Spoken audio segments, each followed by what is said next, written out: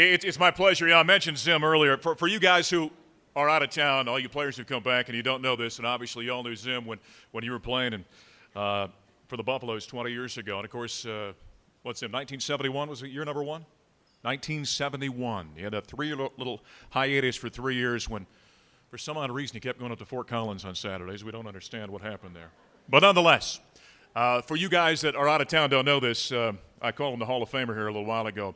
Last year, he was inducted into virtually every Hall of Fame there is, and also was honored with the Chris Schenkel Award, which goes out every year to an outstanding broadcaster for a career of service to one institution. One guy gets it every year, and Zim was our guy last year. So let me welcome up the longtime voice of the Buffs and Schenkel Award winner and Hall of Famer, Larry Zimmer.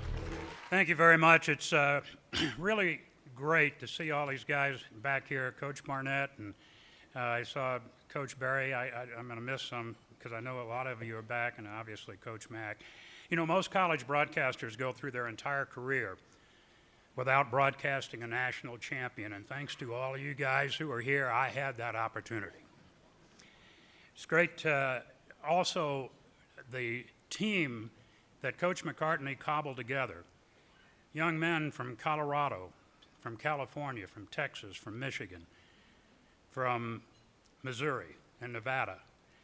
And I came close, fairly close to this unique group in the late 80s, and I spent those 2 weeks the week before Christmas down at the Orange Bowl in Miami Beach, and got to know you quite well as we all sat in our parkas at the Christmas service because of that cold wave they had in Miami. I know the guys that are down there will remember that.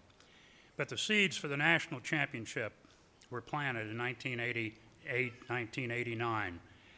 The tie with Tennessee, that was an adventure for me. I did the Bronco game in Miami the night before. I went across country overnight and ended up in Anaheim. The win over Stanford, they lost to Illinois, 1-1-1. But somehow, all of us connected with this team knew that the season was not over. And of course, they didn't lose again. The turning point that Mark mentioned earlier, and I'm sure Mac will talk about, the Texas game. The Washington game was difficult for me personally because I didn't broadcast it. The Broncos were playing in Buffalo, and there was no way to get from Denver to Buffalo after that game. So I'm sitting on the Bronco charter knowing the game is being played and not knowing what's going on. As soon as I got to the hotel, I called the KOA control room, and they had about 3 minutes to go in the game, and Washington was driving. The Buffs were up by only 6 points, and I listened to the game on the telephone through the control room when Mark Brunell's pass for Mario Bailey in the end zone with 1 minute and 4 seconds to go ended up in the hands of Deion Figures, and the Buffaloes won the game.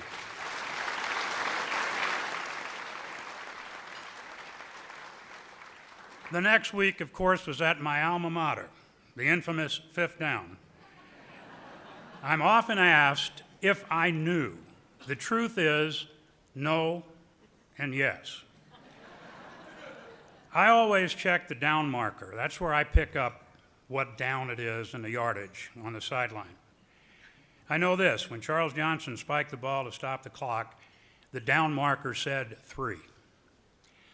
There's a lot going on when you're doing play-by-play and the clock is running down. As far as I was concerned, there was a critical fourth down play coming up, and that's had my whole concentration. The Buffs were either going to win it or lose it on that play. Dave Platty was keeping stats, and as the Buffs were coming to the line of scrimmage, he wrote on his whiteboard, "This is fifth down." I saw it, but I honestly couldn't react. My attention had to be on the field for the play on which CJ scored. We came back and then talked about the mistaken downs. The controversy has truly never died down in Missouri. I hear it all the time. I look forward to going to Missouri next week because I've got a lot of friends there, but I know damn well I'm going to hear a lot about it since it's the 20th anniversary. If it hadn't been for the lousy field at Mizzou, it would have never happened. John Bowman caught the ball and would have walked into the end zone, but he slipped down. So that's how history sometime is made. As I look back on the season, the next few weeks, the Buffs took care of Iowa State and Kansas and Oklahoma. They steadily climbed up the charts from a low of 20th after the Illinois game. They were number 4 with Nebraska and Lincoln. Rain, sleet, snow, wind didn't stop the Buffaloes.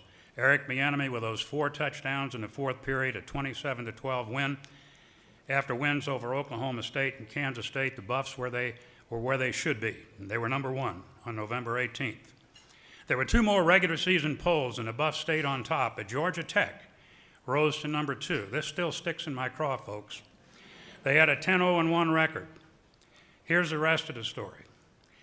In that poll, 6 teams that the Buffs played were in the top 25, 3 in the top 10. Texas was ranked 3rd. The only loss was to Colorado. Washington was ranked 8th. The only loss to Colorado. Tennessee was ranked 10th. Illinois, 16th, Nebraska, 19th, and Oklahoma, 20. How many of Georgia Tech's opponents were in the top 25? Want to guess? 1, Clemson, 14th. Colorado beat Notre Dame, ranked number 5th in the Orange Bowl. And guys, they might say you shared it, but you didn't share it. You were and always will be the national champions.